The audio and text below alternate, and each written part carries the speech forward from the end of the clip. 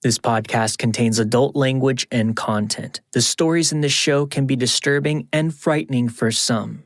Listener discretion is advised. If you have a story to share, send it to letsnotmeetstories@gmail.com. Enjoy the show. My name is Andrew Tate, and this is Season 5, Episode 13 of Let's Not Meet, a true horror podcast.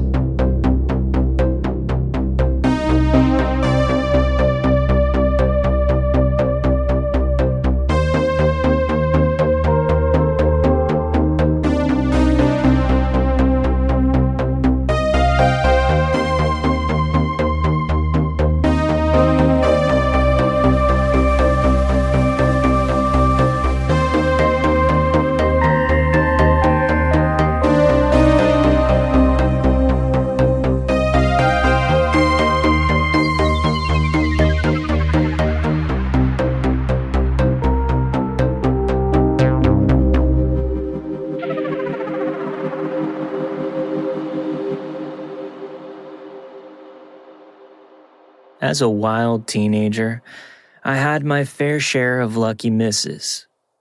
This one in particular scared me to my core. I was 14 at the time, and at a friend's house one evening, when we were all getting stoned and drinking, stupid teenage stuff.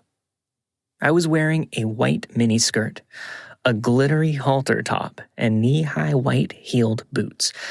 Yes, I was that kind of girl. It was around midnight. I knew I had to be home, but there was no one sober enough to drive me.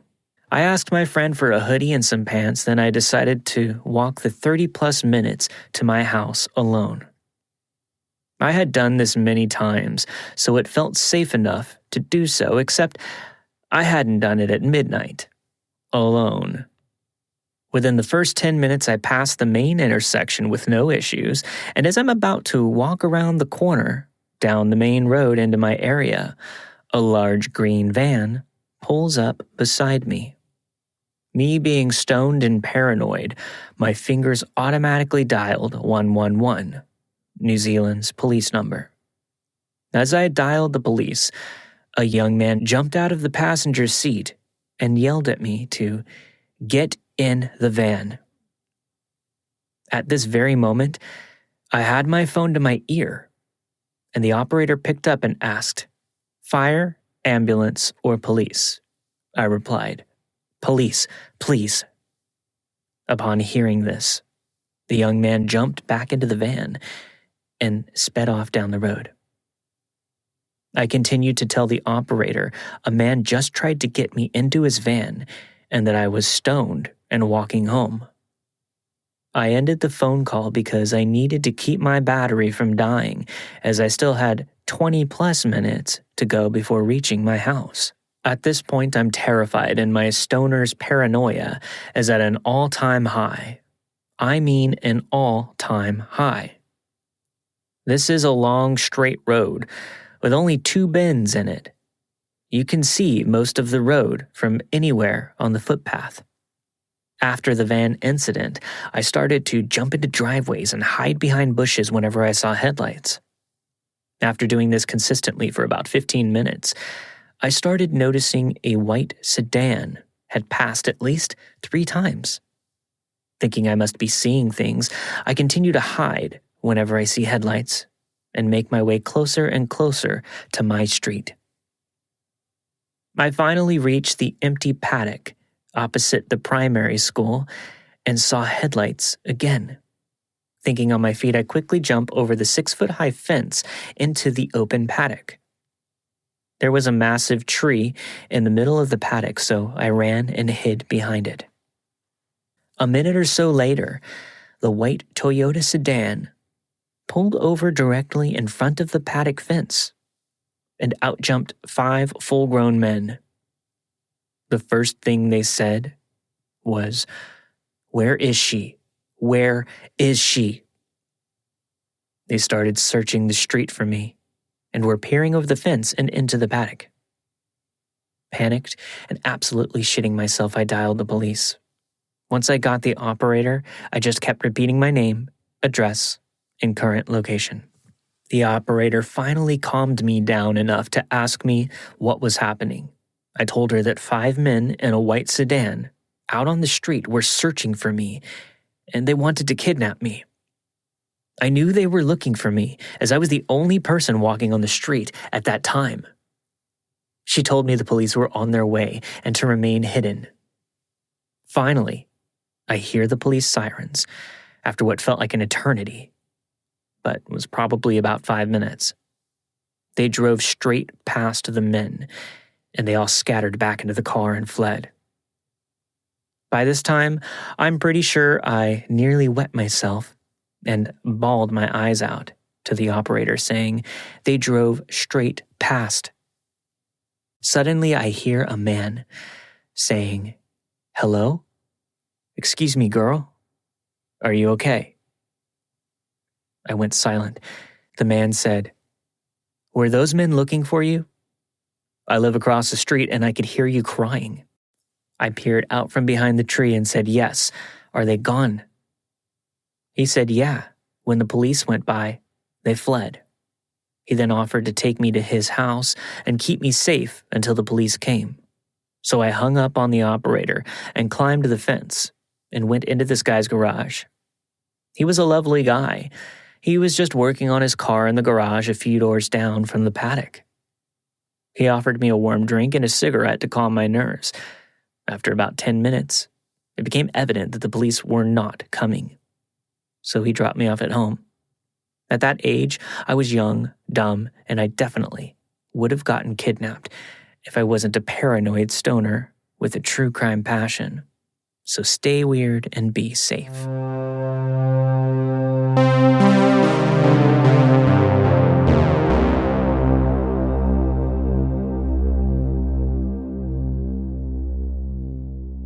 I was a pizza delivery guy in my early 20s. In my duration, I had a lot of weird experiences. When I say weird, I mean creepy houses and even creepier people. Like anything else, though, you get used to it. One summer day, I went to work like normal. The day carried on per usual. I was working lunch shift, and it was pretty low-key, delivering to businesses and schools, things of that nature. Around 1 or so, I got a call to go to a residence, not too far away. It was an unfamiliar house on an unfamiliar street. That was a common occurrence, though. I picked up the pizza and headed out to make the delivery. When I reached the house, I noticed it was average looking, had an old basketball hoop in the driveway, grass was a little tall, and the like. However, I did notice there were no cars in the driveway. The delivery note said to come to the door in the carport. So I get out of the car and head towards the door as instructed. I knock on the door and stand there for a minute with no answer. I knock again and yell, "Pizza!" I then hear someone stumbling around in the house, and again, all normal enough. An elderly man, roughly 70 to 80 years old, came to the screen door in the carport. He was very slender, with a gaunt look to him.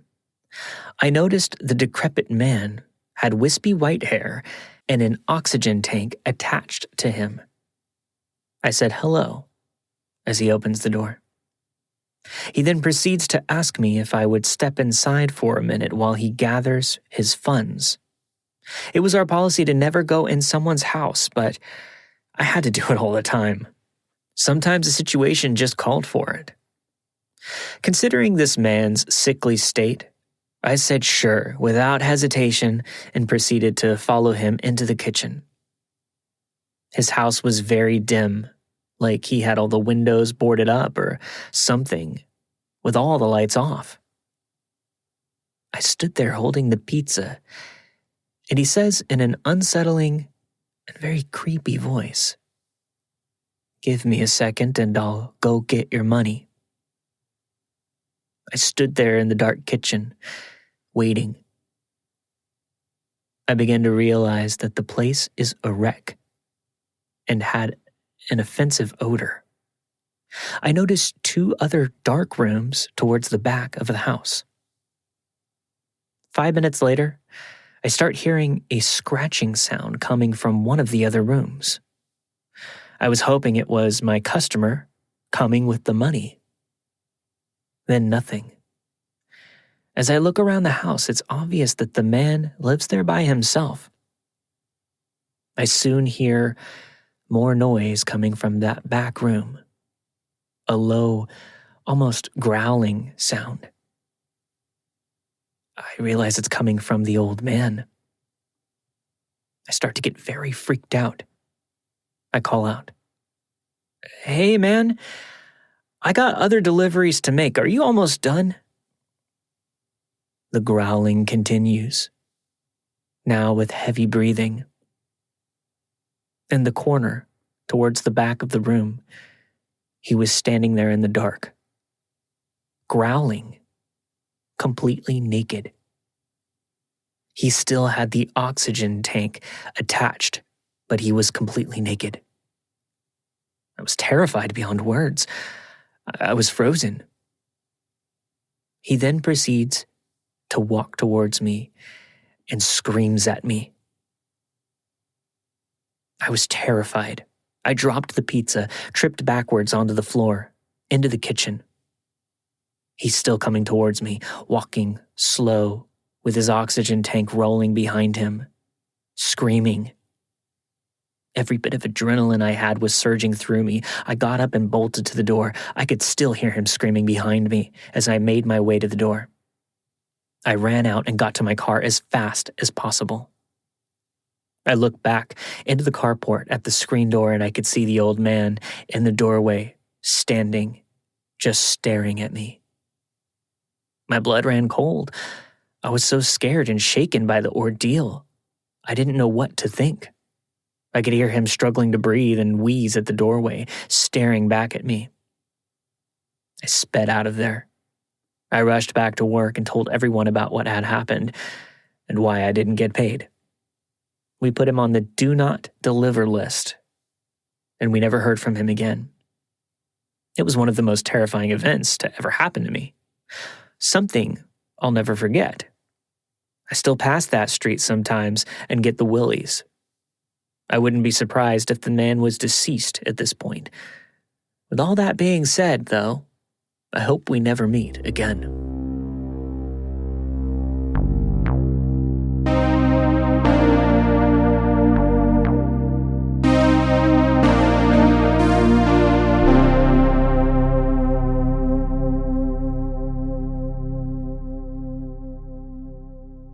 If you're listening to this podcast, then it's safe to say you love creepy stories as much as I do.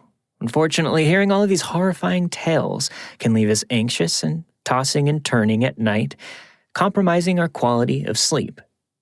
And the fact is, a poor night's sleep can weaken the immunity, negatively affect your mental health, and even hurt weight loss efforts. But even with these risks, only about 44% of Americans report a restful night's sleep almost every night. This is where Chili Sleep systems come to the rescue. Chili Sleep makes customizable climate-controlled sleep solutions that help me not only get a better night's sleep after an especially eerie episode of one of my favorite podcasts, but has also improved my entire well-being. And Chili Sleep makes both the Chili Pad and the Ooler, innovative hydro-powered solutions that fit over your mattress to control your bed's temperature and trigger deep sleep. Head over to chilisleeptechnology.com/meet for Chili Sleep's best deal, available to Let's Not Meet listeners for a limited time. That's Chili, CHILI, technology.com/meet, MEET, for your special offer. Now back to the show.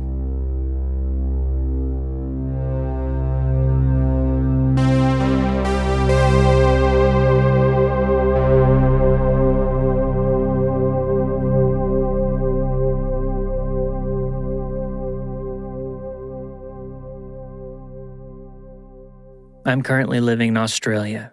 However, before coming here, I was traveling in New Zealand. I lived in Auckland for about a year. I had a great job. I was settling in, making friends, and overall just having a great time. My friend, who I'll call Carrie, flew out from Australia to spend a long weekend with me in Auckland, as we hadn't seen each other in a few months and I missed her company.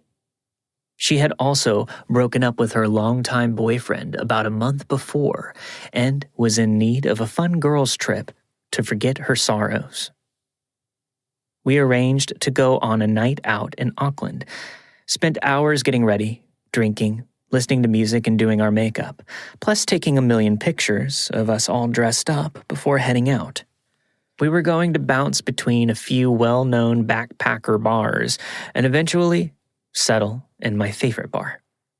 Come On Eileen was always playing along with all the music from the 80s that you could dance and sing along to.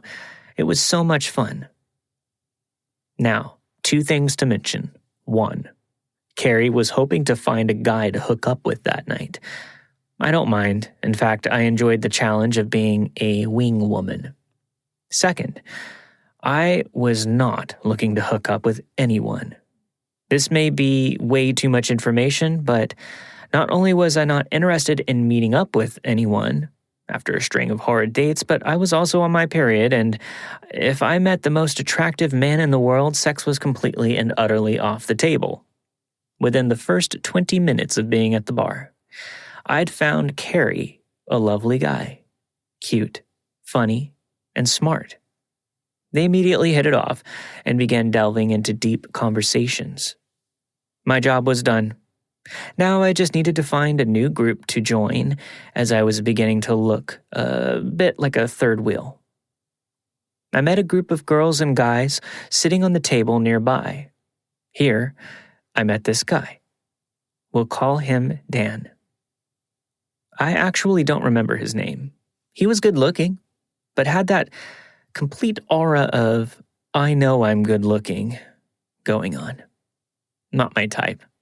Also, his hair was slicked back with gel and stiff as a board. Not my style either. Anyway, he was nice enough, so we chatted. I got along with the girls and felt really comfortable in their company. He bought me a drink and we danced.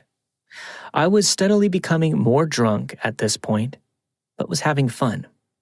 As we were dancing, he kissed me.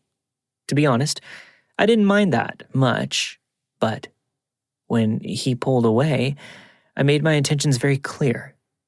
It's not happening, buddy. I'm on my period, and if that's what you're looking for tonight, I don't mind if you want to find another girl.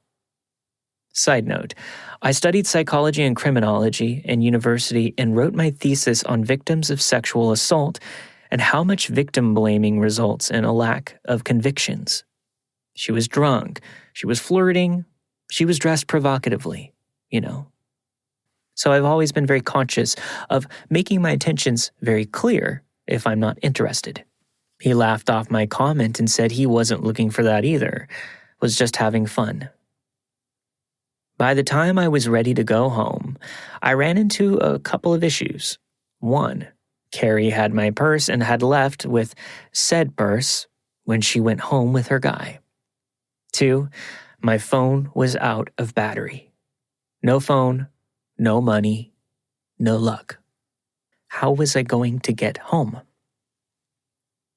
I asked Dan if I could borrow his phone to order myself an Uber and I would pay him back.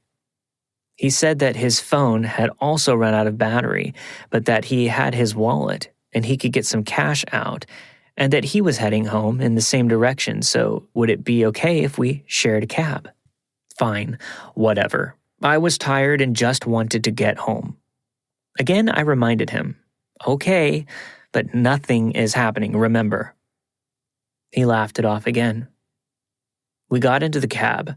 I gave the driver my address and sank down into the seat.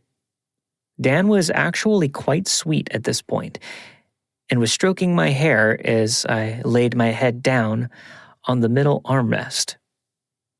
I actually started wondering if I had gotten lucky and just so happened to meet a guy who I could date. Finally, we arrived at my place. I thanked the driver and hopped out. Dan followed to say goodbye, or So I thought. Instead, he paid the driver and waved him off. I was so pissed off. I said he couldn't stay and that nothing was happening multiple times, remember? He made some excuse about needing to charge his phone. In the back of my mind, I knew something felt off, but being drunk, I was just so tired, and knowing my housemate was home, I shrugged off the uneasy feeling and said okay, but that he'd need to go as soon as it was charged as I wanted to sleep. We went into my bedroom. He sat on the bed, plugging in his phone to charge. I left him there. I took my pajamas and went to the bathroom to change. When I came out, I kid you not, I'd forgotten he was even there. Again, tired and drunk. I asked if his phone had charged, and he said it hadn't turned on yet. He stared at me with this weird expression and then held out his hand to pull me to him. "I really like you," he said, although there was no emotion in his eyes. He then kissed me again, but forcefully. I resisted and now was very pissed off. But before I could pull away, and this is the scary part, he grabbed me by my throat and pinned me on my back to the bed. I was disoriented and shocked into silence for a moment. And then, bam, he hit me across the face. Again, he hit me, whilst the other hand was still around my throat, squeezing. No more silence from me. "What the fuck? What the fuck?" I shouted. "You hit my face! You hit my fucking face! What the fuck?" At this point, I heard my roommate's door open, and so did he. I don't think he realized anyone else was there. He backed off, quickly, holding up his hands. "Sorry, I thought you would be into it," he said innocently. "What?" So me repeatedly saying I'm not interested in hooking up all night?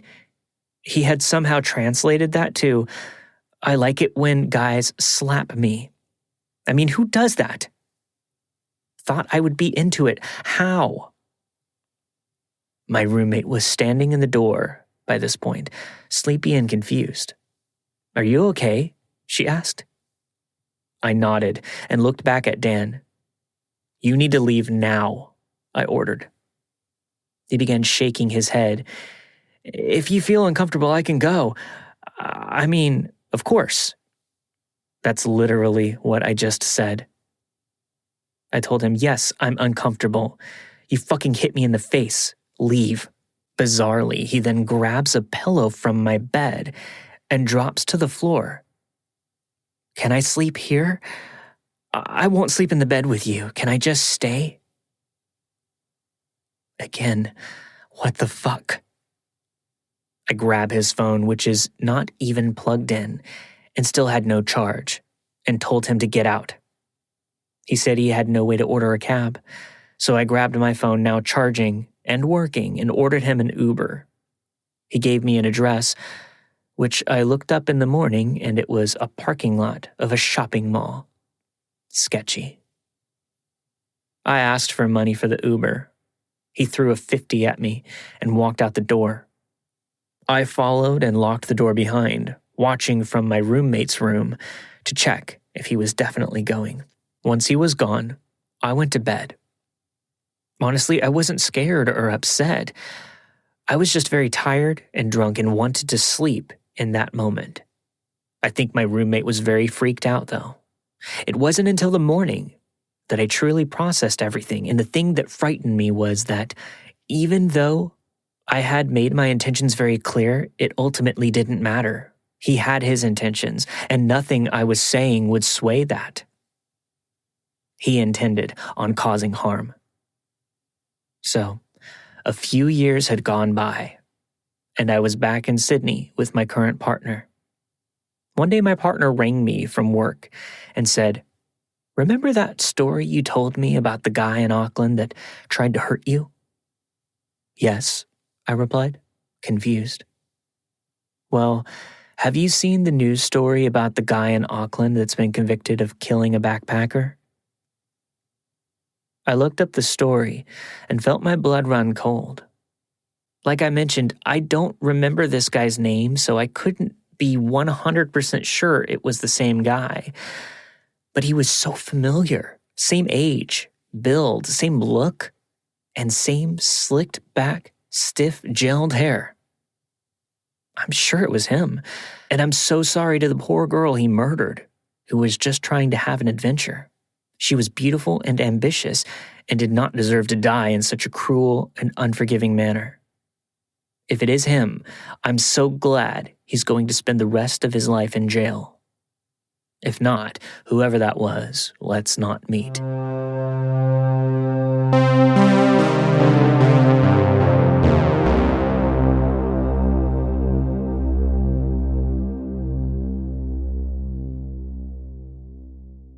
I was 16 and had just changed schools from a public one to a private one, a town over from mine. Every day I had to take the train to get to school and back home, and was always alone during my commute. One day I was walking to the train station from school when a man called out to me. I never noticed him before. He was sitting in a parked car with the window rolled down. He was asking for directions, and while I usually wouldn't have even stopped, at the time I was trying to be nicer to people, so I heard him out in case it was about a nearby area that I knew. He turned out to be asking for directions to a street I had never heard about, and I told him that I didn't know since I wasn't from this town and was heading back home, so I had to go. His demeanor changed a bit, and I didn't know why. But out of nowhere, he asked me if he could offer me a ride home. I told him that he didn't even know where I was from, and wasn't he going somewhere? Since he was asking for directions and all? He looked like I caught him in a lie. I said that my train would arrive soon, so I had to go. Then he became a bit more aggressive. He opened the car door and tried to approach me, saying that it would be faster and easier if he gave me a ride. He started asking me to please get into the car. At that point, I was already slowly backing away, and the weird and sudden desperation in his tone made me mutter, "Sorry, I have to go," and start quickly walking away, at which he began to raise his voice pleading, "Please come back," and that he'd give me a ride. Luckily, he never fully left the car, and I got away and onto my train. I never contacted the police, but to this day, I wonder what his intentions were, and can't help but feel a bit guilty for not doing so, in case someone else fell for his ruse that I felt was quite obvious.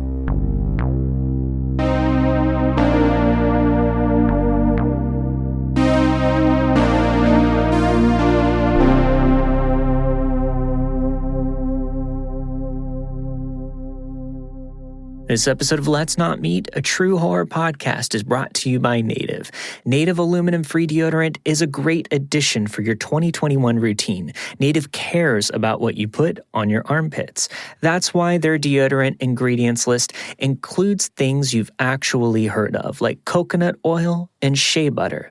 Another plus, none of their products are tested on animals, and almost everything is vegan.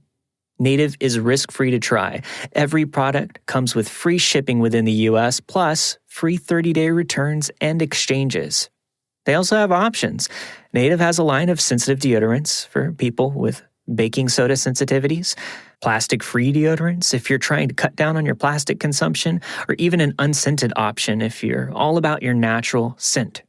And if you want to try something a little different, check out their rotating seasonal scents. You can even subscribe to Native so you'll never have to sweat about running out of deodorant again. I've honestly never used a better deodorant. I'll never go back to what I was using before. Make the switch to Native today by going to nativedeo.com/meet, MEET, or use the promo code MEET at checkout, and you'll get 20% off your first order. That's nativedeo.com/meet, and use promo code MEET at checkout for 20% off your first order. Now back to the show.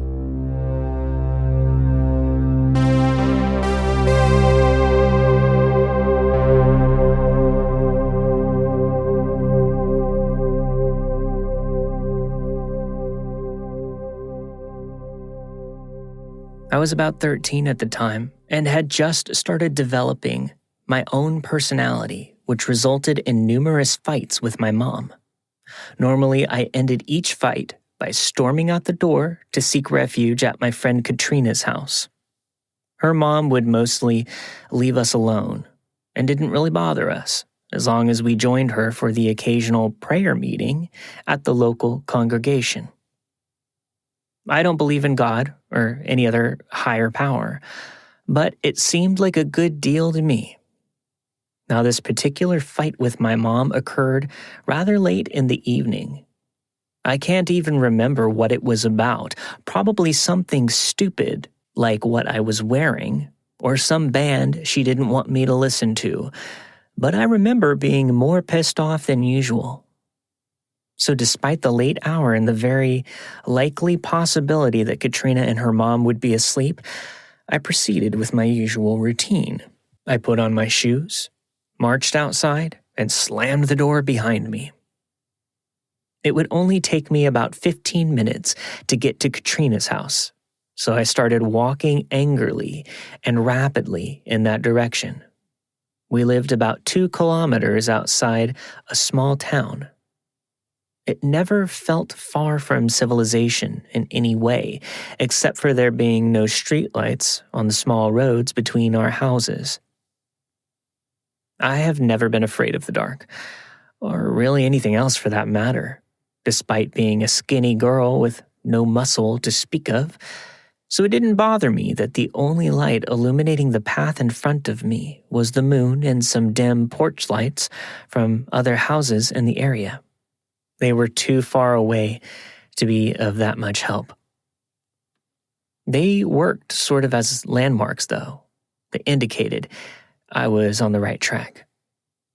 As I approached Katrina's house, I saw that all the windows were dark. Fuck, I thought to myself, they are asleep. This wasn't really surprising, as it was a school night after all, and it must have been getting close to 1 a.m. I was, however, a bit puzzled that the porch light was off, leaving the entire property in complete darkness, except for the moonlight reflecting on the black windows. I figured since I had walked all the way there, I could still check if Katrina was awake. I mean, you don't fall asleep the second you turn the light off. I also thought that she wouldn't mind if I woke her up. One would always help a friend in need, right? So like a smitten boy in a teenage romance movie, I stood beneath her window, holding some stones that I had picked up from the ground in the driveway, and proceeded to fling them one at a time at the glass. No response.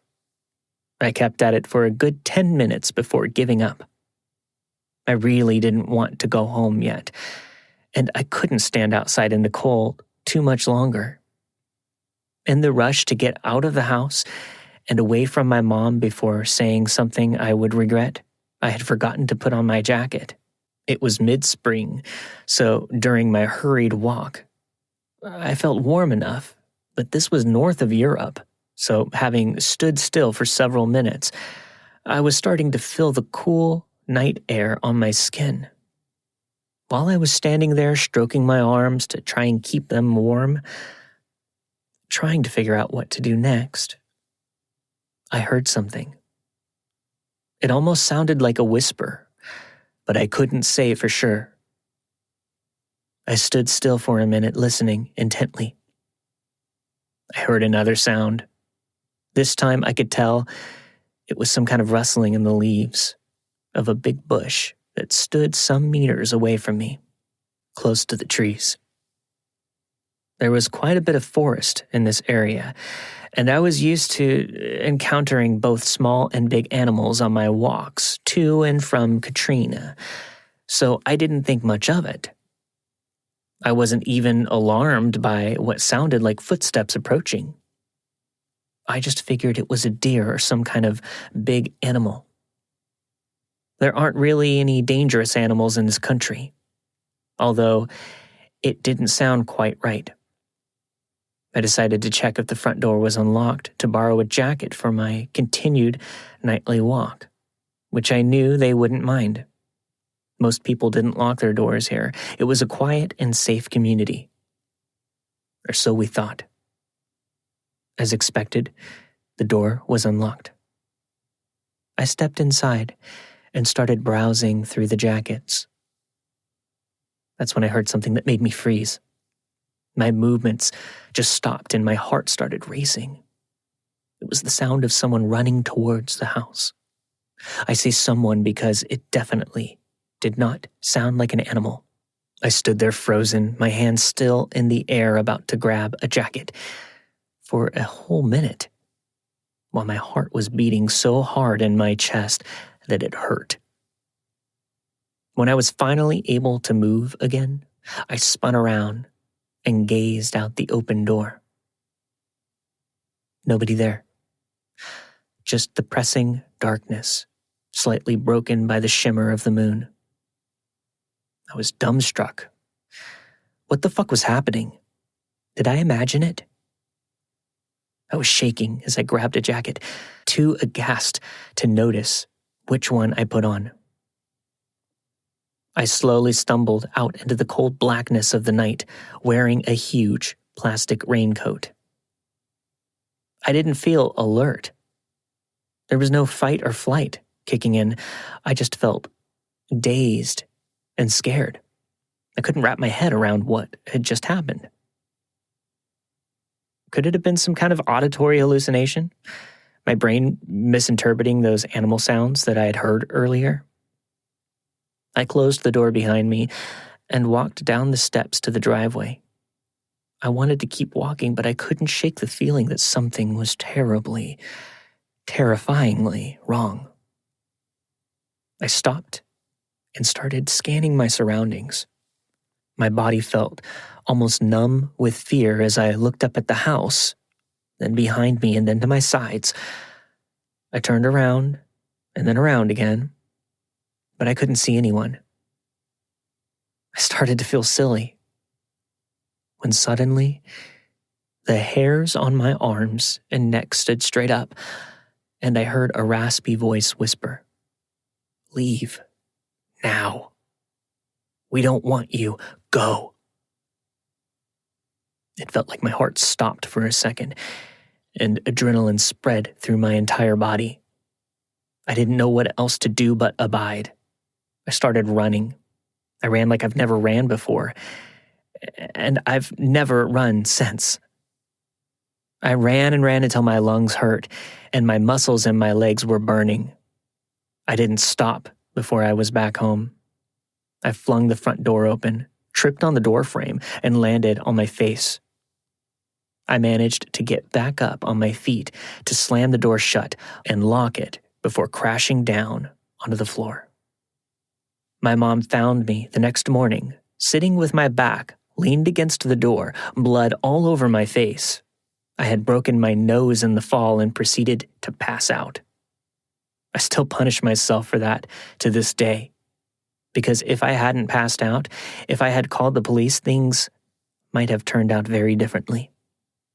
I did, however, get my mom to call them after she woke me up and ask them to check on Katrina and her mom. A couple of hours later, 2 officers came to talk to us. What they told us, it gave me nightmares for years. Katrina and her mom had both been dragged from their beds in the middle of the night and taken into the kitchen. It was there that they had been stabbed multiple times with a kitchen knife. I don't know why, but this detail stuck with me. It was a very small kitchen knife. The police found the perpetrators about a week later. It turned out to be 2 members from the religious group Katrina and her mom were members of. The same group that I had attended with them several times. Maybe the killers didn't want me because I wasn't a member. I don't know. They never explained why they killed them or why they didn't kill me. I lost my only childhood friend that night, and I can't help but feel I could have stopped it if it weren't for that stupid fall. It's been about 10 years now, but I still wake up screaming some nights, picturing the gruesome acts that took place only minutes after I left their house. I never really talk about this, but it feels good to write it down and get it out of my system in some way. Anyways, to the psycho-religious couple who killed my best friend, let's not meet.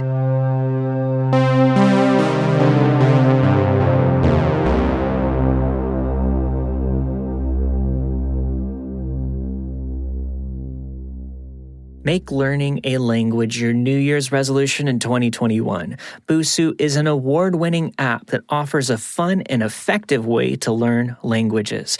Busuu teaches 12 of the world's most popular languages: Spanish, French, Italian.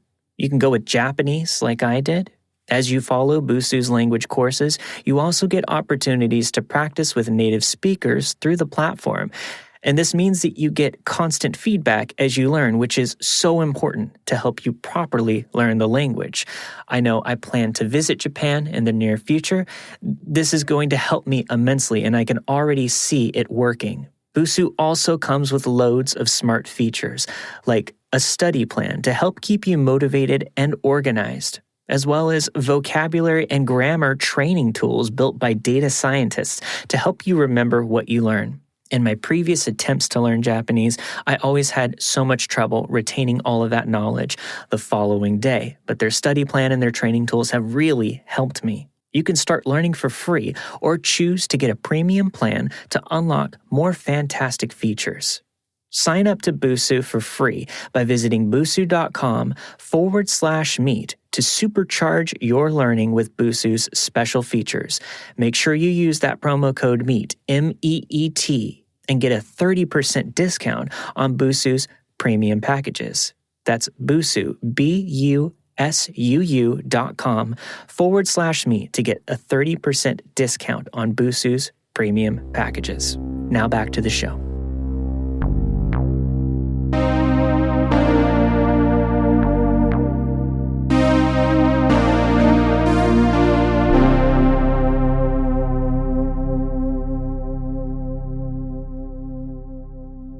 I'm sharing my story in hopes I might find healing in this traumatic event that has robbed me of my sense of safety and ability to sleep at night. It began about 7 months ago. I went outside to put my work shoes on when I noticed they had disappeared from the shoe rack on our front porch. For some context, we live in a block of 6 units. Our unit is in the corner and is surrounded by homes on all sides. We also live in Australia, where it is common to keep your shoes outside your home. You cannot see our shoe rack because there is a brick wall they sit behind.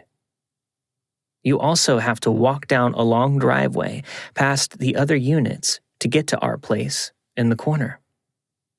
Now, I don't live in the best neighborhood, but we had been living here for 3 years prior without any incident, and felt that our home was one of the safest ones due to its distance from the street and having a neighbor on every side. Anyways, my shoes went missing. Annoyed, I bought another pair and just didn't think much of it, other than perhaps some asshole neighborhood kid had nothing better to do than steal some used shoes, or even a stray dog might have taken them. Later, I go outside to put my work shoes on, and they're missing again. My housemate also had a pair of Nikes taken. This again, annoying, And my work shoes are comfy ones designed for long days on your feet, so they cost about $120 per pair. So financially, this is costing me. I griped in frustration to my boyfriend, who laughs at my suggestion of putting a camera on the front steps, calling me paranoid and overreacting. I started keeping my shoes inside. 2 months later, the shoe thief struck again. They stole my housemate's dirty work boots and my boyfriend's joggers. Getting fed up and also freaked out that someone could so brazenly come onto our doorstep, I told my boyfriend enough was enough. We were getting a camera. We bought a $70 security camera that runs off our Wi-Fi. It records when it senses motion and has night vision as well. We kept one pair of bait boots on the doorstep to try and lure the person to the front steps in hopes of catching them on camera. I would check the camera footage obsessively every day for the first while, but nothing unusual. On January 2nd, 2021 at 11:30 in the morning, I received a notification on my phone that the camera detected motion. I went back to the footage and saw a man creep into the frame. He stayed back from our steps, but wandered around our yard, careening his neck like he was trying to see if there were packages or something to steal on our steps. We know everyone who lives in our unit complex, as well as their frequent visitors. He looked suspicious, and like he was trying to remain undetected. He stuck his head around the corner to see what was on the other side of a garage. He scurried away, out the other side of the frame.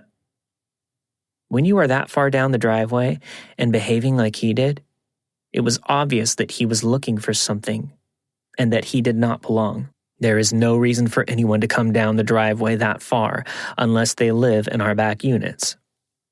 I showed my boyfriend the footage, and he agreed. This guy looked suspicious. I felt sick.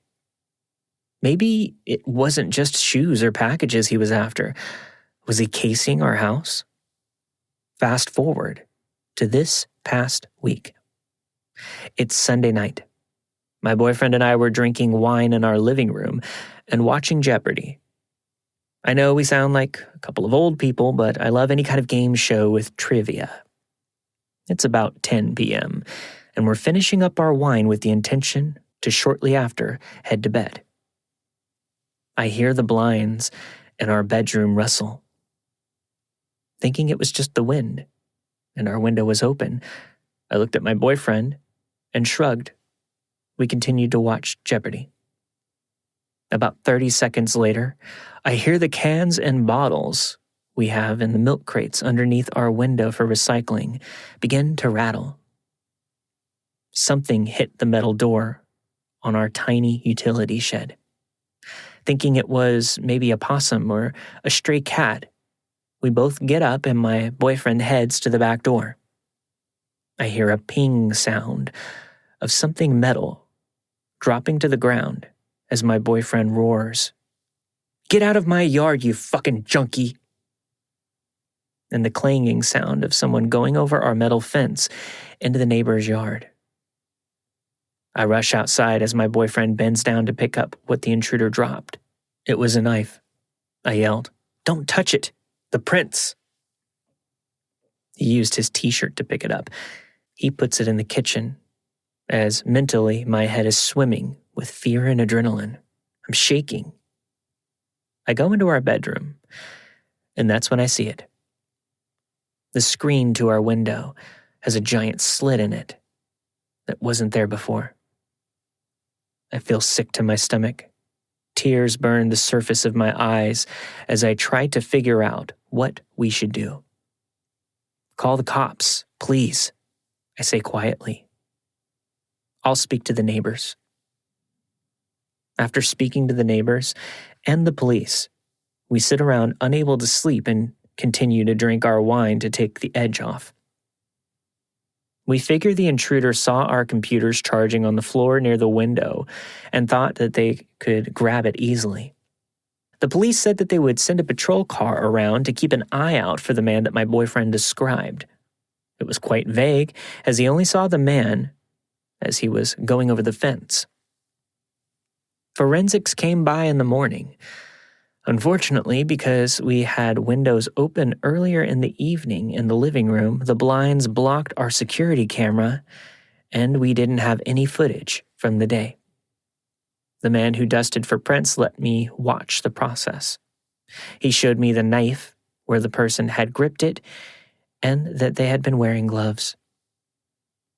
There were further glove prints on the window frame, and he showed me the man had likely tried to pry the screen out first before using the knife. He also told me our neighborhood had 4 other reported break-ins that night. He said another lady in a similar setup to ours was sleeping in her room when this gloved, knife-wielding creep sliced her window screen, crawled into her room and stole her handbag.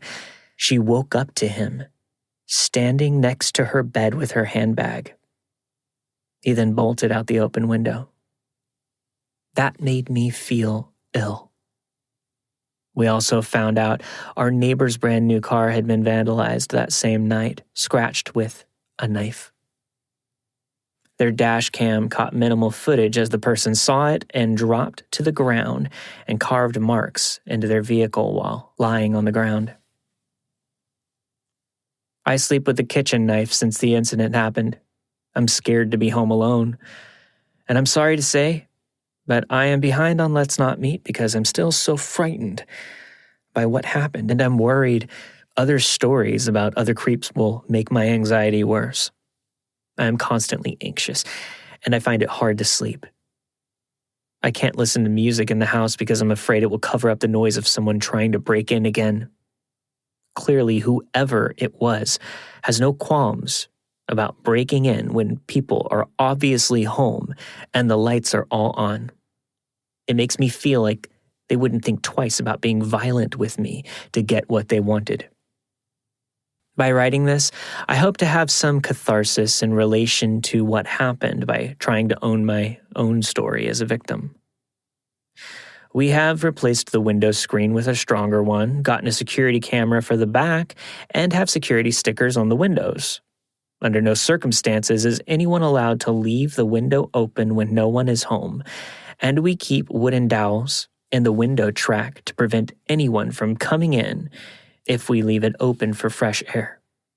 We locked all the windows we do not frequently use, and I'm hoping that with these changes we can feel safer and move forward with our lives. To the creep who stole my sense of security in my own home instead of my laptop, let's not meet.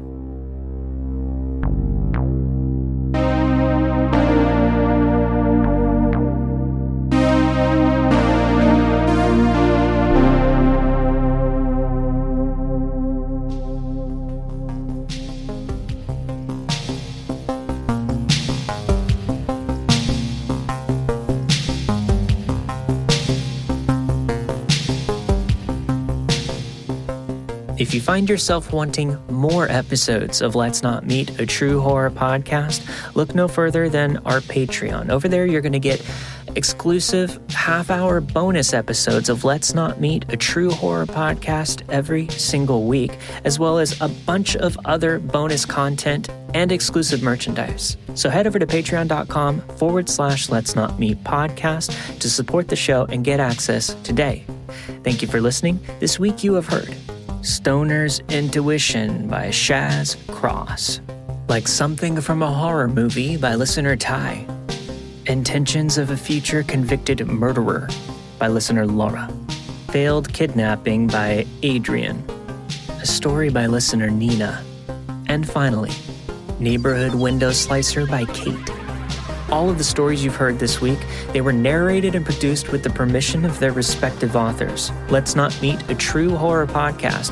It's not associated with Reddit or any other message boards online. As always, if you want to hear your story on the show, send it over to letsnotmeetstories@gmail.com. Thanks for listening, everyone. I'll see you next week.